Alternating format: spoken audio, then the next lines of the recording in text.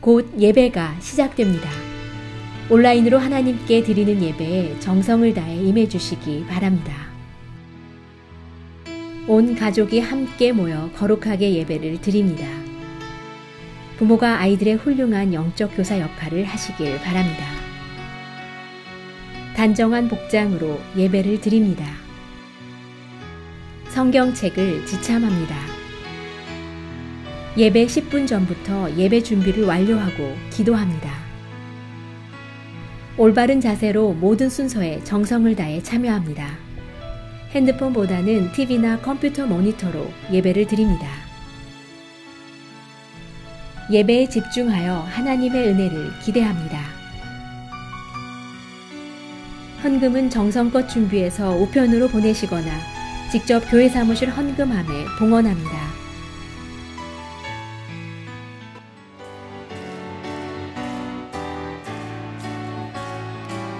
옳은 길 따르라 옳은 길 따르라 그의 길을 세계 만민의 참된 길 이 길 따라서 살기를 온 세계에 전하세 만 백성이 따를 길 어느 밤 지나 소동 튼다 환한 빛 보아라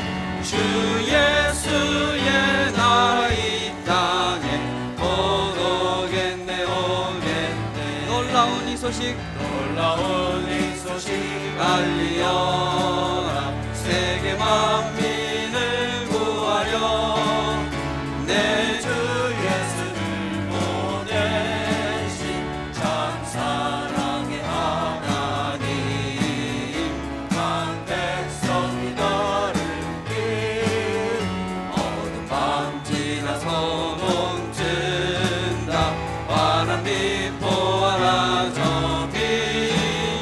주 예수의 나라 이 땅에 곧 오겠네 오겠네 고난 길 헤치고 찾아온 길 많은 백성을 구한 길 모두 나와서 믿으면 온 세상의 마침내 이 진리의 살게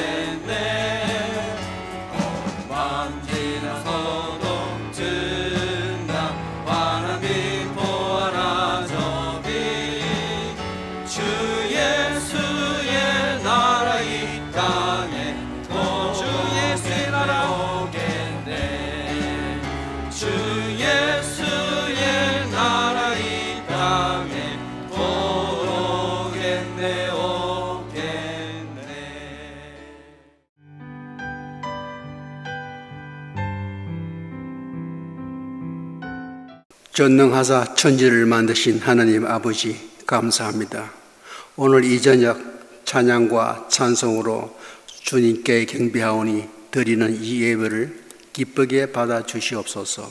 그리고 또한 영광 받으시옵소서. 오늘 하루도 열심으로 수고하고 무탈하게 이 저녁 주님의 예배당에서 기도하게 하시니 감사합니다. 코로나로 인해 올 한 해 계획했던 모든 행사와 사업이 취소되거나 연기하게 된 암울한 올 한 해 2주밖에 남지 않았습니다. 2020년도를 마무리하고 내년 21년도에는 곧 시작하는 코로나 백신으로 인하여 나라와 인류 모두가 접종받아 감염으로부터 해방되게 주님 도와주시옵소서. 돌 하나, 풀 한 포기도 의미를 두시는 하나님 아버지, 이 모든 일들이 주님의 계획하에 이루어지는 질서와 섭리 안에 있는 것으로 믿습니다. 하나님 아버지, 내년에는 치유의 은사를 베푸사 온 나라와 인류가 코로나로부터 질병으로 고생하는 모든 성도와 크고 작은 사회적 문제, 가정의 문제들이 매듭을 풀듯이 영의 치유와 도움으로 성령의 권능으로 인도하여 주시옵소서. 개구리가 멀리 뛰기 위해 웅크리듯 올 한 해도 잠잠히 있었으나 내년에는 더 멀리 더 높이 날아오르듯 성령의 은사가 온 누리와 교회와 믿음을 가진 모든 성도가 새해에는 은혜가 충만한 해가 되는 주님의 믿음 속에 기도하기를 원합니다. 살아계신 하나님 아버지, 말씀으로 증거하는 한희주 목사님께 영의 강건함을 더하게 하시고 하늘의 권능의 빛으로 푸른 조정의 양들에게 전신갑주의 말씀으로 입혀주시기를 원하옵니다. 세상의 금화보다 하늘의 아름다운 말씀으로 성령 충만한 영으로 사랑과 용서, 배려와 포옹으로 서로를 감싸주며 살아가는 진정한 믿음의 자녀로서 십자가의 무게도 느낄 수 있게 하며 함께하는 진실한 성도들이 되게 주님 인도하여 주시옵소서. 이 모든 말씀 살아계신 우리 주 예수 그리스도의 이름으로 기도드립니다. 아멘.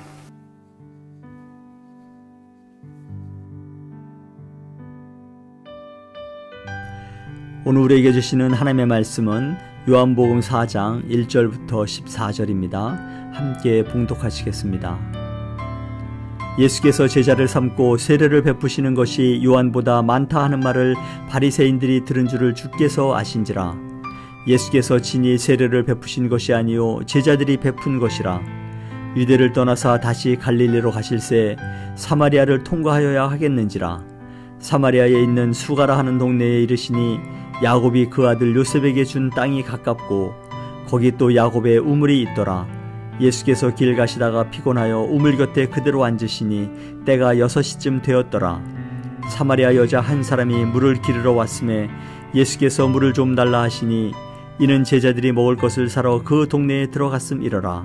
사마리아 여자가 이르되 당신은 유대인으로서 어찌하여 사마리아 여자인 나에게 물을 달라 하나이까 하니 이는 유대인이 사마리아인과 상종하지 아니함이로라. 예수께서 대답하여 이르시되 내가 만일 하나님의 선물과 또 내게 물 좀 달라 하는 이가 누구인 줄 알았더라면 내가 그에게 구하였을 것이요 그가 생수를 내게 주었으리라. 여자가 이르되 주여 물 기를 그릇도 없고 이 물은 깊은데 어디서 당신이 그 생수를 얻겠사옵나이까. 우리 조상 야곱이 이 우물을 우리에게 주셨고 또 여기서 자기와 자기 아들들과 짐승이 다 마셨는데 당신이 야곱보다 더 크니이까. 예수께서 대답하여 이르시되 이 물을 마시는 자마다 다시 목마르려니와 내가 주는 물을 마시는 자는 영원히 목마르지 아니하리니 내가 주는 물은 그 속에서 영생하도록 솟아나는 샘물이 되리라. 아멘. 오늘 본문 말씀은 예수님과 사마리아성 수가에서 사마리아 한 여인과의 만남에 관한 말씀입니다.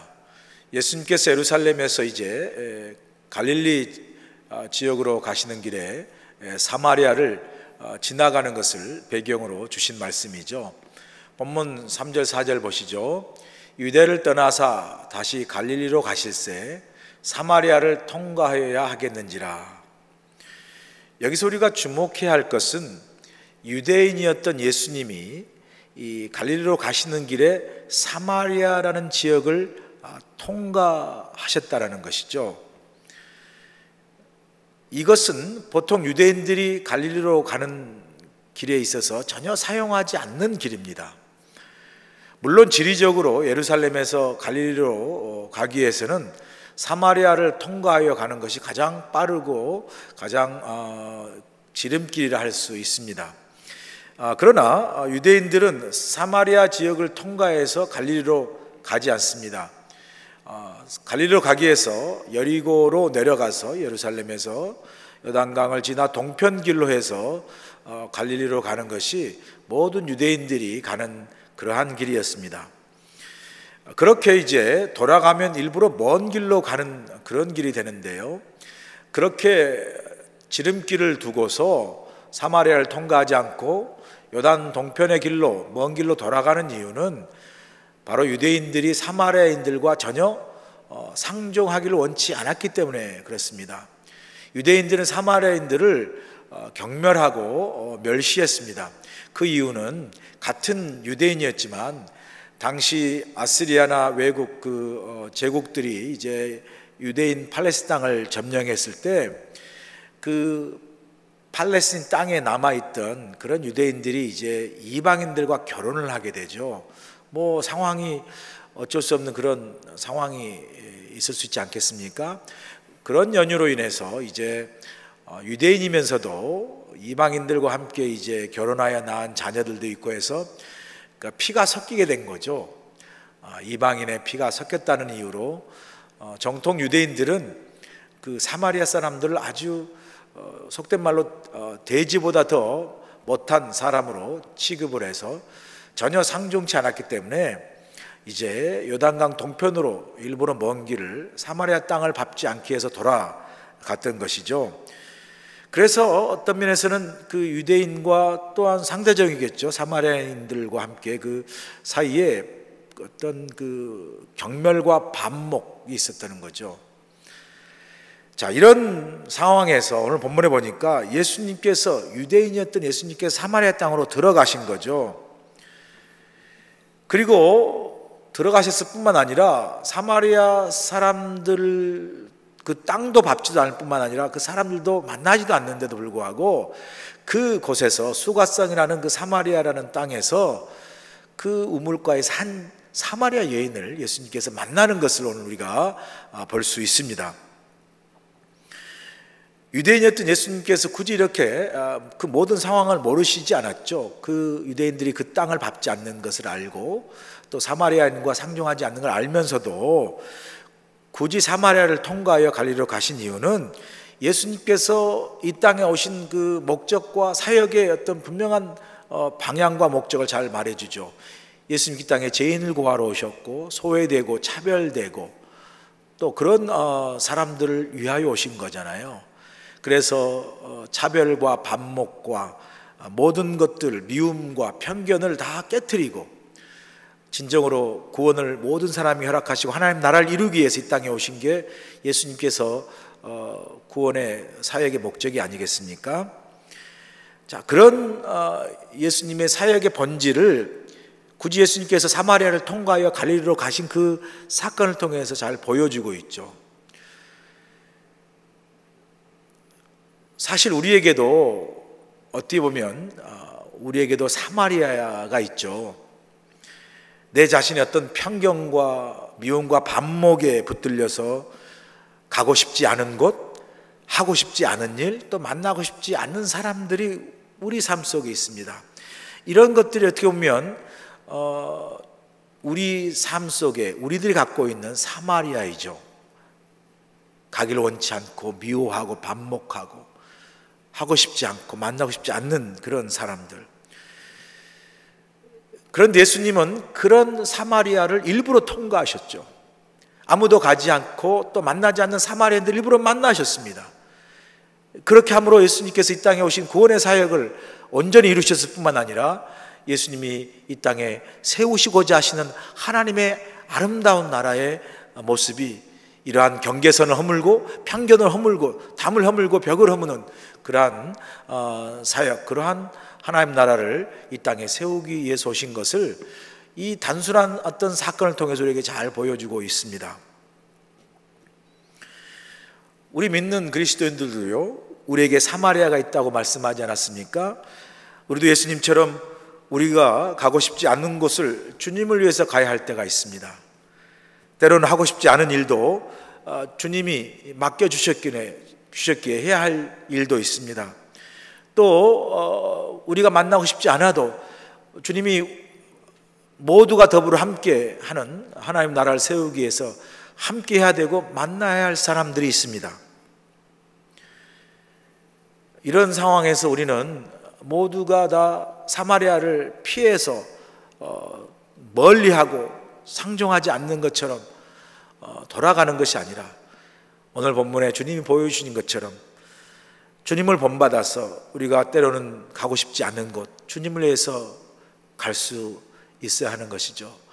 우리가 하고 싶지 않은 일도 때로는 주님을 위해서, 하나님 나라를 위해서 해야 할 일들이 있는 것이죠. 우리가 때로는 만나기 힘들고 함께하기 힘든 사람이 있다 할지라도 주님의 나라를 위해서, 주님의 몸된 교회를 위해서 함께하고 또 만나야 할 사람들이 있는 거죠. 이런 사마리아를 우리가 주님처럼 기꺼이 그곳에 가서 하나님 나라를 아름답게 이루어가는 것이 우리 믿는 그리스도인들의 사명인 것을 주님 우리에게 친히 보여주시고 있습니다. 예수님은 사마리아를 이렇게 지나가시는 길에 오늘 본문에 보니까 한 여인을 우물가에서 만나지 않습니까? 본문 6절 7절 보세요. 거기 또 야곱의 우물이 있더라. 예수께서 길 가시다가 피곤하여 우물 곁에 그대로 앉으시니 때가 6시쯤 되었더라. 사마리아 여자 한 사람이 물을 기르러 왔음에 예수께서 물을 좀 달라 하시니, 예수님께서 사마리아를 지나가시는데 이제 피곤하셨어요. 그래서 우물가에 주저앉으셨다고 그러지 않겠어요? 피곤하시고 목도 마르신 거죠. 그런데 때마침 그때 한 사마리아 여인이 물을 길러 온 거죠. 그 여인을 보시고 예수님께서는 그 여인에게 나에게 물을 좀 달라고 물을 청하는 것을 볼 수 있습니다. 이렇게 해서 예수님과 사마리아의 그 한 여인이 만나게 되는 사건을 우리가 보게 되죠. 자, 그러면 예수님을 만났던, 예수님께서 물을 청했더니 사마리아 여인은 어떤 여자입니까? 이 여인이 어떤 사람인가를 우리는 물을 길러온 그 시간을 보면서 대충 추론할 수가 있습니다. 이 여자가 물을 길러온 시간이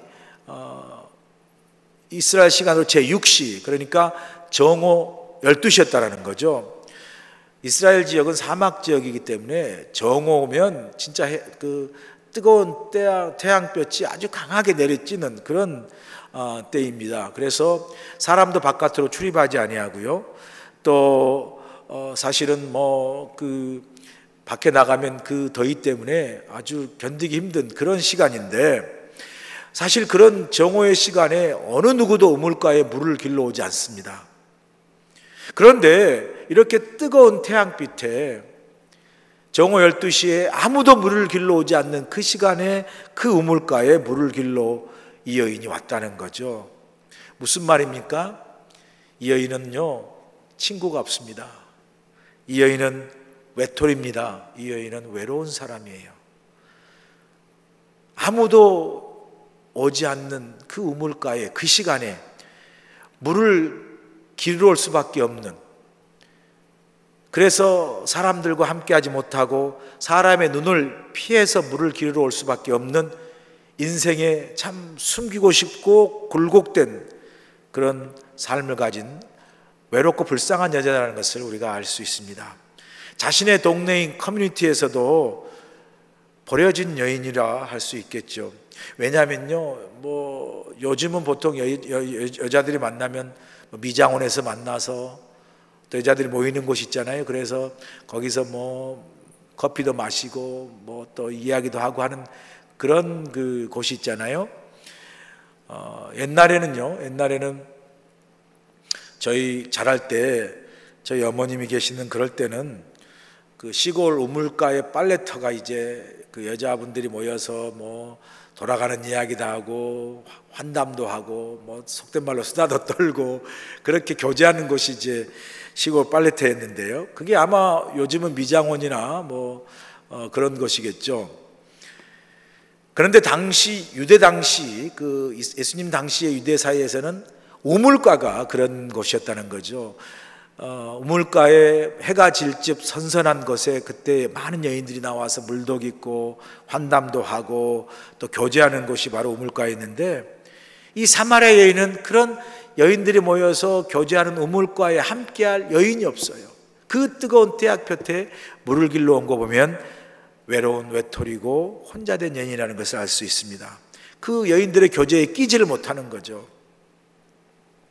사실 오늘 본문의 말씀은 여러 각도로 해석할 수 있지만, 오늘 본문의 말씀은 사실은 한 각도로 보면 중요한 각도가 뭐냐면 바로 예수님께서 이 상처 많은 사마리아 여인, 인생의 아픔이 많은 사마리아 여인을 상담해 주시고 치유해 주시고 회복해 주시는 말씀이라 할 수 있습니다. 말씀드린 대로 이 사마리아 여인은 마음속에 깊은 상처가 있어요. 이 여인의 마음에 깊은 상처가 오늘 본문 9절에서 표출되고 있는 걸 보게 되죠. 9절 보세요. 사마리아 여자가 이르되 당신은 유대인으로서 어찌하여 사마리아 여자인 나에게 물을 달라 하나이까 하니 이는 유대인이 사마리아인과 상종하지 아니함이라. 이 여자의 말을 들으면 일단 이 여자 말이 틀린 말이 아니에요. 이 여자 말은 당시 유대인들과 사마리아인들이 갖고 있는 역사적인 어떤 반목의 관계를 그대로 표현한 거라고 보게 되죠. 사마리아인과 유대인들이 서로 사이좋지 않게 싸우고 서로 반목하고 있는데 왜 나에게 물 달라고 하느냐라고 어떤 그 표면적인 역사적인 관계 상황을 이야기한다는 관점에서는 틀린 말이 아닙니다. 그러나요, 아무리 인심이 박해도 물 한 그릇은 줄 수 있거든요. 어찌하여 나에게 물을 달라 합니까? 라는 이 여인의 물음 속에는 단순한 역사적인 어떤 그 사마리아 유대의 관계를 표출하는 것 이상으로 이 여인 삶 내면 깊은 곳에 자리 잡고 있는 이 상처, 특별히 거절의 상처, rejection, 거절의 상처, 아픔을 어떤 면에서는 숨기고 또 다른 거절의 상처로부터 자신을 보호하기 위한 하나의 심리적 방어 기제라고 그럴까요? 디펜스 메커니즘이라고 그러죠. 심리적 방어 기제로 이러한 그 질문을 던지고 있다라고 또 우리가 심리학적으로 해석을 할 수가 있습니다. 특별히 이 여인이 선택한 단어가 있죠. 상종치 아니한다라는 단어는 물론 역사적인 관계를 표현하고 있지만 또 개인적으로 표현하기에는 상당히 강하고 공격적인 단어입니다. 이 강하고 공격적인 단어가 어떻게 보면 거절의 어떤 아픔과 상처가 깊은 그 내면을 스스로 보호하기 위해서 공격적인 단어, 낯선 사람을 경계하고 거절의 상처로부터 자신을 보호하려는 일종의 공격적인 방어 수단일 수 있죠. 왜 나에게 물을 달라고 합니까? 우리는 상종하지 않습니다라는 그 단어 속에 이 여인의 깊은 상처 아픔이 스며들어 있는 것을 우리가 볼 수 있습니다. 주님은요, 이 여인의 상처를 아셨어요. 이 여인의 아픔을 아셨어요. 그리고 그 여인의 상처와 아픔을 주님께서 어루만져 주시고 상담해 주시고 위로해 주시고 치유해 주시는 것을 우리가 오늘 본문에서 보지 않습니까? 그 주님의 그 여인의 상처를 만져주시고 또 위로해 주시고 치유의 길로 인도하시는 그 주님의 그 모습이 본문 10절에 나와 있습니다. 본문 10절 보세요. 예수께서 대답하여 이르시되 내가 만일 하나님의 선물과 또 내게 물 좀 달라 하는 이가 누구인 줄 알았더라면 내가 그에게 구하였을 것이요 그가 생수를 내게 주었으리라 말씀하죠. 주님은요, 이 여인을 향해서 두 가지 중요한 단어를 사용하고 있습니다. 하나는요, 하나님의 선물이라는 단어를 쓰고요. 그리고 내게 주었으리라, 내게 준다라는 단어를 사용하죠. 이 중요한 두 구절, 이게 아주 중요한 포인트인데요. 이 두 구절은요, 여인의 삶에 지금까지 살아온 이 여인의 삶과는 전혀 어울리지 않는 그러한 구절들이죠. 낯설고 생소한 단어들입니다. 선물과 준다라는 거죠. 여러분, 이 여인에게요, 선물은 왜 낯설고 생소한 단어냐면요, 아마 이 여인은 선물을 받아본 경험이 거의 없을 겁니다. 선물이라는 게 누구를 사랑해서, 누구를 좋아해서, 누구를 정말 생각해서, 누구를 존중해서 그렇게 해서 주는 게 선물 아닙니까? 그런데 이 여인은 지금까지 살아온 삶이 그렇게 선물을 받을 만한, 누군가 나를 생각해주고 존중해주고 사랑해주고 기뻐해주는 그런 삶을 살아온 경험이 없습니다. 이 여인은 그런 선물을 받을 만한 사랑을 받아본 경험이 없어요. 오히려 거절과 멸시와 천대만을 경험한 여인입니다. 그런 이 여인에게 예수님은 하나님의 선물이라는 말씀을 사용하시며 그 여인에게 다가가시는 것을 볼 수 있습니다. 주님은 하나님의 선물을 말씀하시며 이 여인의 상처와 아픔으로 인해 굳게 닫힌 마음의 문을 두드리고 계시는 거예요. 마음의 문을 열고 계시는 겁니다. 주님이 그 여인에게 말씀하지 않습니까? 내가 하나님의 선물을 내게 구했으면 내가 내게 주었으리라. 그 여자는 평생 누구에게 선물을 받아보거나 누구에게 어떤 존중을 받아보거나 누구에게 사랑을 받아본 적이 없기 때문에 동시에 누군가에게 도움을 청해 본 적도 없어요. 항상 거절이라는 상처가 그녀 자신을 그 거절이라는 상처 감옥에 가두어 버린 거죠. 꽁꽁 숨어버리게 한 거죠. 그런데 주님이 그 여인에게 하나님의 선물을 주시겠다고 말씀하고 있지 않습니까? 아무도 거들떠보지 않는 여인, 혼자 외톨이가 된 외롭고 불쌍한 이 버림받은 여인에게 하나님의 선물을 주시겠다고 말씀하시면서 이 여인 역시 하나님의 선물을 받을 만큼 존귀한 여인이고 또 소중한 여인이고 존중받을 만한 하나님의 사람인 것을 주님께서 이 여인에게 하나님의 선물을 말씀하시면서 그를 존귀한 여인으로 부르시고 초청하시는 것을 볼 수 있습니다. 주님은요, 이 여인의 아픔과 상처를 지금 만져주고 계시는 거예요. 치료해주고 계시고 치유해주고 계시는 겁니다. 여러분, 우리 주님은요, 그런 점에서 위대한 상담가시고 치유자이십니다. 주님, 우리 모두의 그 마음속 깊은 곳에 갖고 있는 상처와 아픔을 아세요. 여러분 마음속 깊은 곳에 갖고 있는, 여러분만이 알고 있는 상처와 아픔이 무엇입니까? 사람에게 나눌 수 없고, 가장 가까운 가족에게도 나눌 수 없고, 그건 누구에게도 나눌 수 없는 우리 삶 속에, 우리 마음 속에 깊이 숨어 있는 혹은 숨겨져 있는 깊은 상처와 아픔이 있습니다. 그 상처와 아픔을 주님이 아세요. 우리 속에 있는 마음속 깊은 그 상처와 아픔을, 그러기에 우리는 주님께로 가지고 나아가야죠.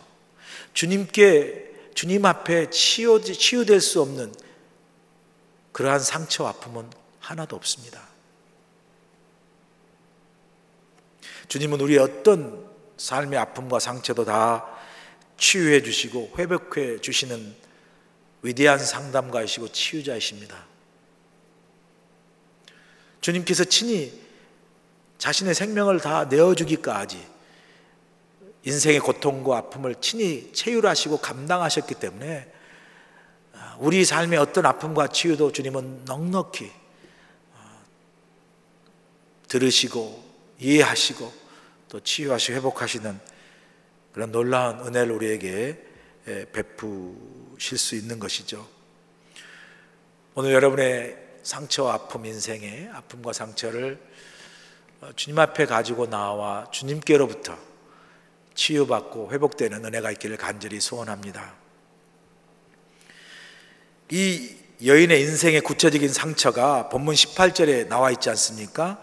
사실 읽진 않았지만 우리가 다음 주에 보겠지만 본문 18절 보시면 너에게 남편이 5 있었고 지금 있는 자도 내 남편이 아니니 내 말이 참되도다.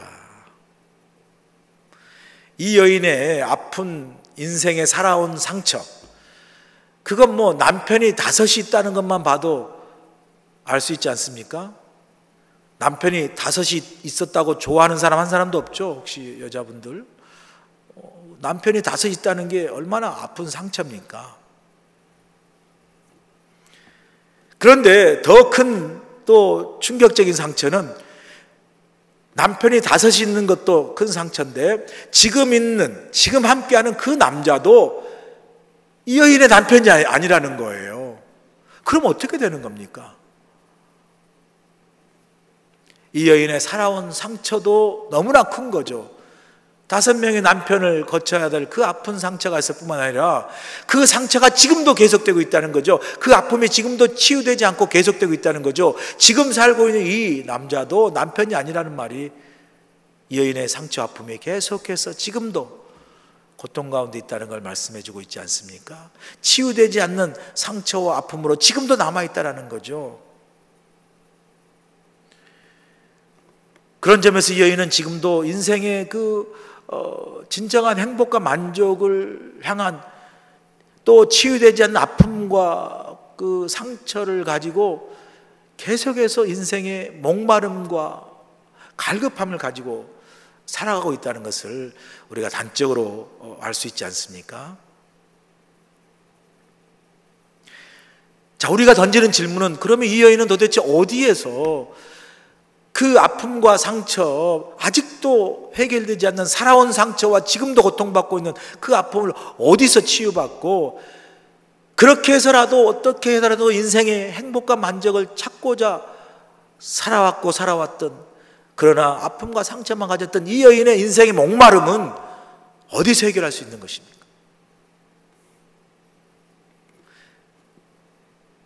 지금까지 이 여인은 자신의 인생의 그 목마름과 갈증, 그 상처를 치유하고자 하는 그런 그 몸부림이 세상에서 혹은 사람에게서 혹은 밖에서 뭐가 있을까 그렇게 찾아온 거죠.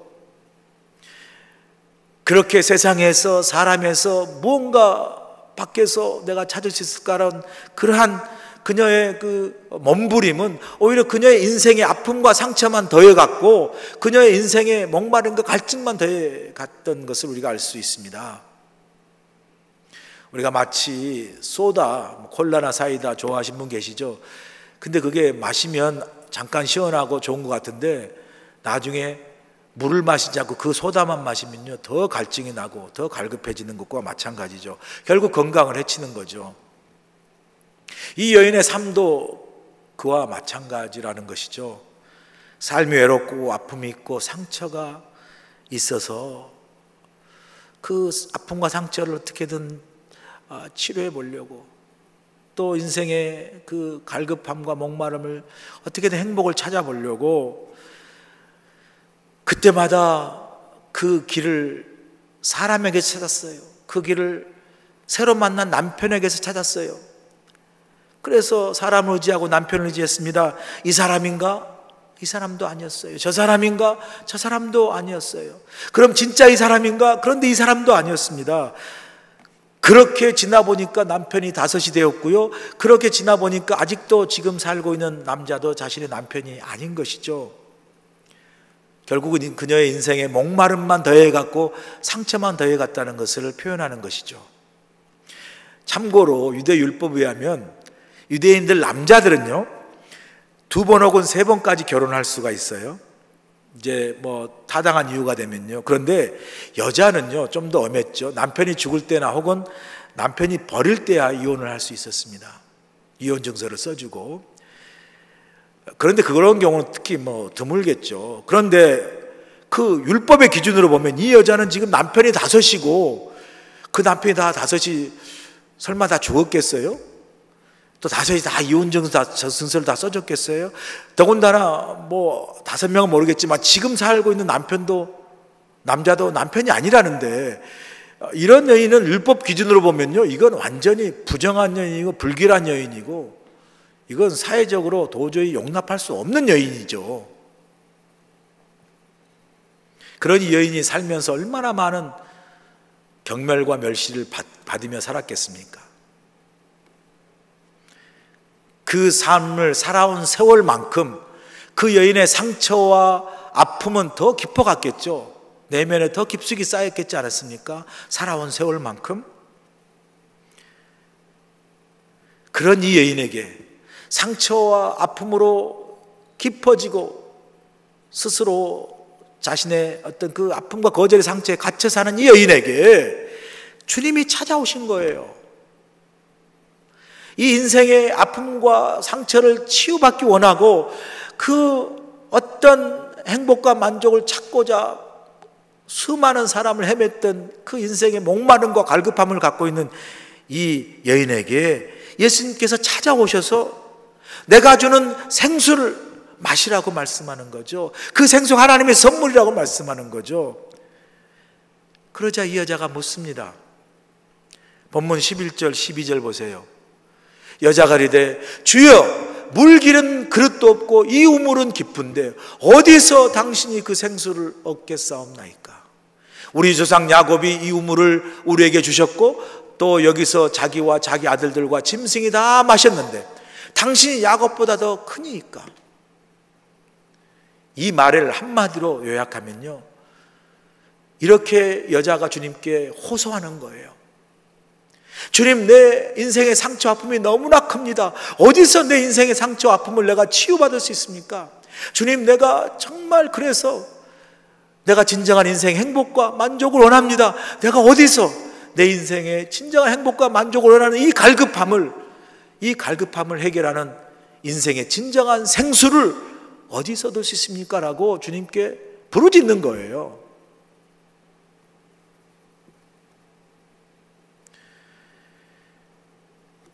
예수님이 이 여인에게 대답합니다. 오늘 본문 13절 14절입니다. 예수께서 대답하여 이르시되 이 물을 마시는 자마다 다시 목마르니와 내가 주는 물을 마시는 자는 영원히 목마르지 아니하리니 내가 주는 물은 그 속에서 영생하도록 솟아나는 샘물이 되리라 말씀하세요. 여인이 앞서 내가 어디서 그 생수를 얻을 수 있습니까? 예수님께 물으시고요, 우리가 가진 물은 우리 조상 때부터 마셨던 이 조상들이 파놓은 야곱의 물밖에 없습니다. 당신이 이 물보다 큽니까? 라고 이야기하는 거죠. 그때 그 여인에게 주님께서 말씀하는 거죠. 내가 주는 이 생수는 사람이 파놓은, 사람이 주는, 그게 야곱의 물로 표현되죠. 사람이 주는 이 야곱의 우물물, 사람이 파놓은 물이 아니라고 말씀하죠. 이렇게 세상이 주는 물, 사람이 파놓은 물, 이 물은 마셔도 다시 목마르지만 예수님이 주시는 생수는 다시 목마르지 아니하고 영원하도록 솟아나는 샘물에서 나는 생수임을 주님께서 말씀합니다. 영원히 솟아나는 샘물, 그게 누굽니까? 주님이시죠. 이 세상에 영원히 솟아나는 샘물이 어디 있습니까? 영원히 솟아나는 샘물은 오직 주님이라고 말씀하시죠. 주님 자신을 말씀합니다. 그 주님이 영원히 솟아나는 샘물에서 우리에게 생수를 주시겠다. 영원히 솟아나는 샘물이 주님께서 우리에게 영원히 목마르지 않은 생수를 주시겠다고 약속하시는 거죠. 우리가 주님을 만나기 전까지는 세상에 주는 소다와 같은 물을 마셨어요. 이것을 마시면 목이 마르지 않고 진짜 행복할 것이다 라고 세상에 주는 그 물, 돈의 물도 먹어보고요, 또 물질의 물도 먹어보고요, 또 세상에 말하는 명예와 권세의 물도 먹어보고요, 또 세상에 말하는 출세와 성공의 물도 먹어보았습니다. 이 물을 마시면, 이 세상이 주는 물을 마시면 목마르지 아니하고 인생의 진정한 행복을 주는 생수가 될 것이라고 그렇게 세상이 선전하는 많은 생수들을 마셨는데도 우리의 경험은 무엇입니까? 마셔도 다시 목이 마르고 마시도 다시 인생의 그 진정한 행복과 만족이 없어 그 진정한 행복과 만족을 구하고자 하는 목마름, 타는 목마름이 있음을 우리가 인생을 살면서 경험하지 않습니까? 아무리 돈을 많이 가져도 여전히 목마릅니다. 아무리 물질을 많이 갖고 세상에 출세하고 성공해도 여전히 목마릅니다. 아무리 내가 힘과 권세를 가진다 할지라도 영원히 목마릅니다. 왜 그럴까요? 그것은 우리에게 진정한 인생 행복과 만족을 주는, 다시 목마르지 않는 영원한 생수가 아니기 때문에 그렇습니다. 오늘 주님은 우리에게 분명히 말씀합니다. 이렇게 금방 마셨는데도 금방 말라버리는, 우리 인생의 물을 우리 인생의 우물을 우리가 돈의 샘물에서 찾고, 물질의 샘물에서 찾고, 명예와 권세의 샘물, 사람을 샘물 삼아 살아온 인생을 보면 샘물은 물인데 금방 말라버려요. 그냥 돈의 샘물, 물질, 명예, 권세, 사람의 샘물, 우물인 줄 알고 두었는데 어느 날 나올 때는 좋은 것 같은데 어느 날 돌아보면 다 말라버렸어요. 그리고 또다시 목이 말라 물을 길러 가야 돼요.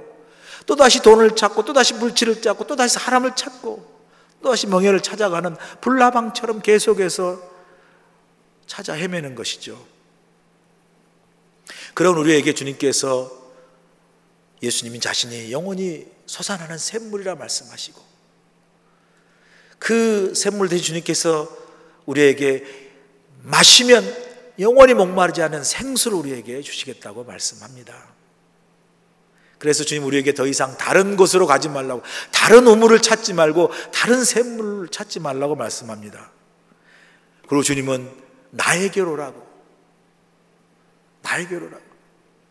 아무나 누구나 다 와서 내게 구하면 내가 생수를 주겠다 말씀합니다. 세상이 주는 물과 달리 내가 주는 이 생수는 다시 목마르지 아니하고 영원히 우리 삶 속에서 마르지 않고 솟아나는 우리 인생의 샘물이 주님이 되어 주시겠다고 말씀합니다. 그리고 그 주님이 우리 삶의 주인 되셔서 우리의 영원한 샘물이 되셔서 우리가 언제 어디서나 그 샘물에서, 마르지 않는 샘물에서 나는 그 주님이 주신 생수로 우리의 삶을 진정으로 만족과 행복한 삶을, 다시 목마르지 않는 삶을 살게 하시겠다고 약속하시는 거 아니겠습니까?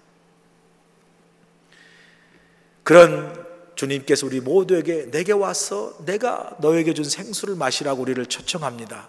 이 초청을요, 이사야 선지자가 이사야 55장에서 너무나 아름답게 잘 표현하고 있습니다. 이사야 55장 1절에서 2절 보세요.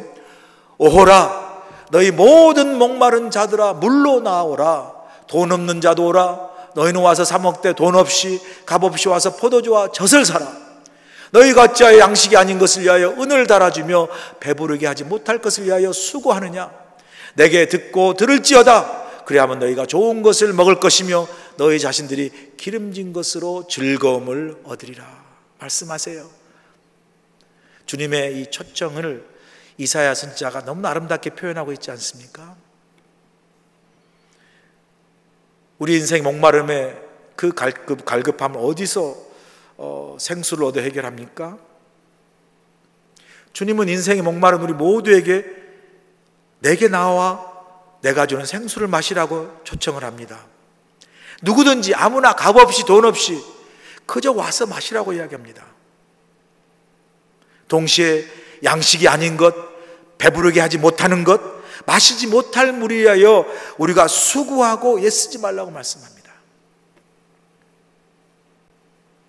대신 내게 나와 영원히 목마르지 않는 생수를 마시라고 말씀합니다.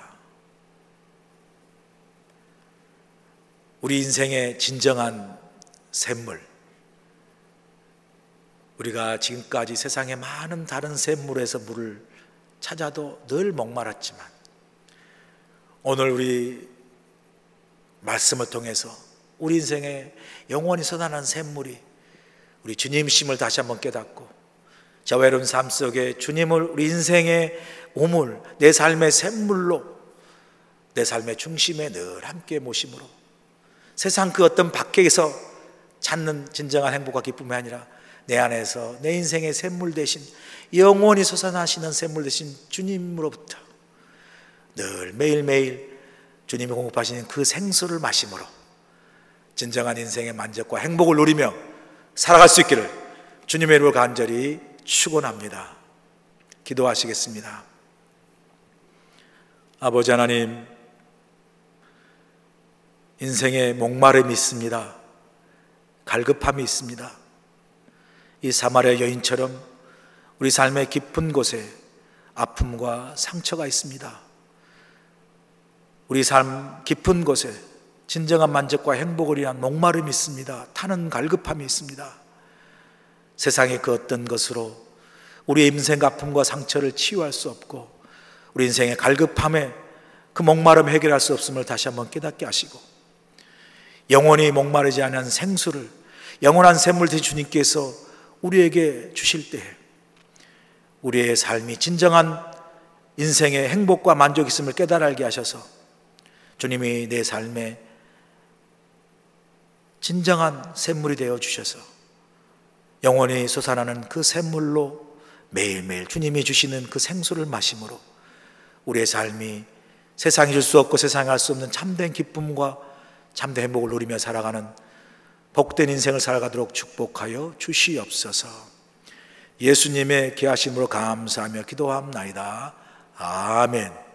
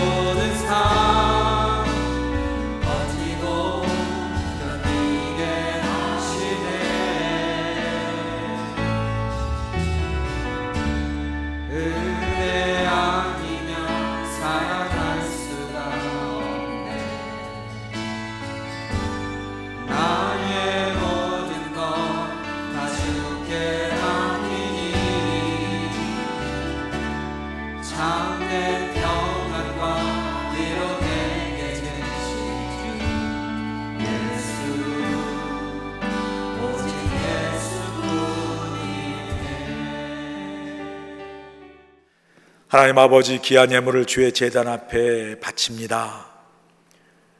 이 예물을 주신 이도 여호와시요 우리 삶의 모든 필요한 것을 채워주시는 분도 하나님이시오니 오늘 이 예물을 주님께 바칠 때에 우리 인생을 먹이시고 우리 인생을 또한 채우시고 우리 인생을 인도하시는 목자이신 주님을 다시 한번 기억하며 감사하는 손길로 드려진 예물 되게 도와 주시옵소서.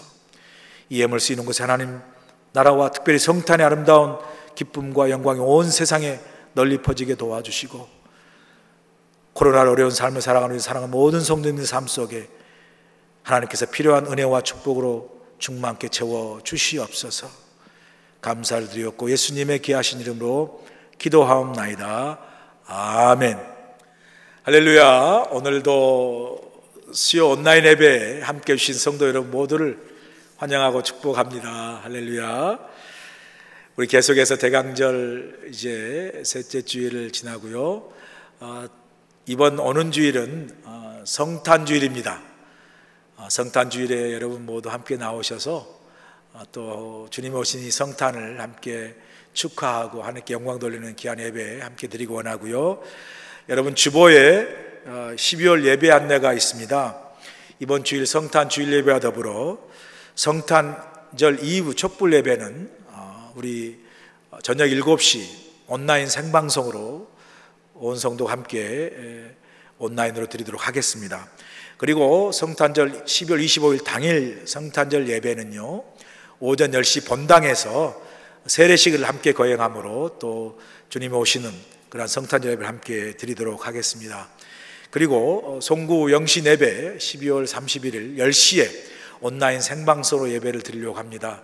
여러분 12월 달에 있을 이 중요한 예배들이 많은데요, 꼭 참조해 주셔서 여러분 함께 동참해 주시면 감사하겠습니다. 종교인 비대면 신방이 계속되고 있습니다. 이제 12월 27일 주일이면 마치겠는데요, 이 비대면 신방이 잘 마칠 수 있도록 여러분 기도해 주시고, 지금까지 또 비대면으로 함께 기도 제목도 나눠주시고 함께 신방을 동참해 주신 성도 여러분께 진심으로 감사를 드립니다. 그리고 마지막으로 저희 교회 이제 신령 직분자를 저희들이 선출하려고 합니다. 이제 여러분 신령 직분자를 저희 교회가 선출하는 과정에 있어서 다 완벽한 분은 없습니다. 그러나 우리 교회 또 새로운 일꾼으로 일할 수 있도록 여러분들이 은혜 가운데 기회도 주시고 모두가 협력해서 여러분 개인적으로 이 사람이 마음에 든다 안 든다 이런 개인적인 판단보다 교회를 위해서 또 하나님 나라를 위해서 이분들이 잘 기회를 얻고 또 주의 나라와 교회를 위해서 봉사하고 섬길 수 있도록 여러분 많이 기도해 주시고, 이 신령 직분자 선출이 우리 교회의 기쁨이 되고 또 즐거운 축제가 될 수 있기를 다시 한번 간절히 기도하고요. 여러분 모든 성도 여러분들의 간절한 협조를 부탁드립니다. 이번 주일날 직분자 선출 과정에 대한 자세한 안내를 여러분들에게 광고로 알려드리겠습니다. 다시 한번 여러분 모두 협조해 주시면 감사하겠습니다. 이제 다 같이 일어나셔서 마지막 송 부르신 후에, 찬양 부르신 후에 축도로 예배를 마치겠습니다. 내 마음의 주를 향한 사랑이 나의 맘에 주가 주신 진리로 나의 눈에 주의 눈을 채워주소서.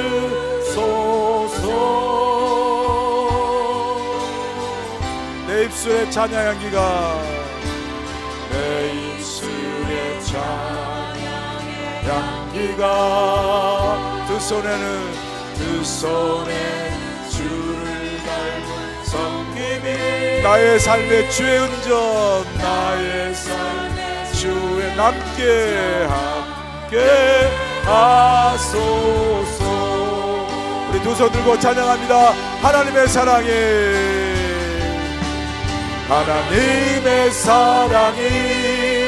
영원히 함께하리.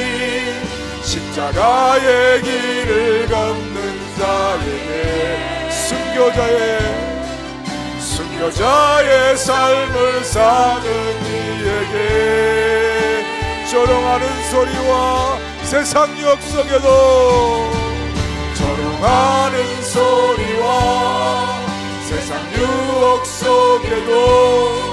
주의 순결한 신부가 되리라. 내 생명 주님께 드리리. 조롱하는 소리와 세상 유혹 속에도 조롱하는 소리와 세상 유혹 속에 주의 순결한 신부가 되리라. 아멘. 내 생명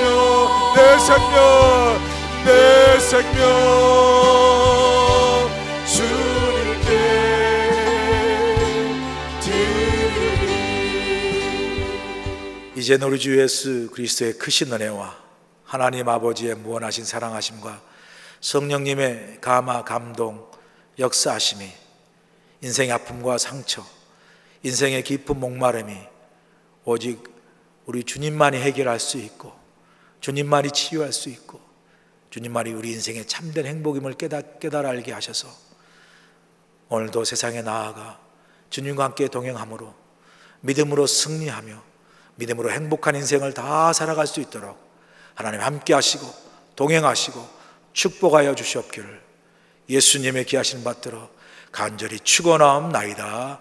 아멘.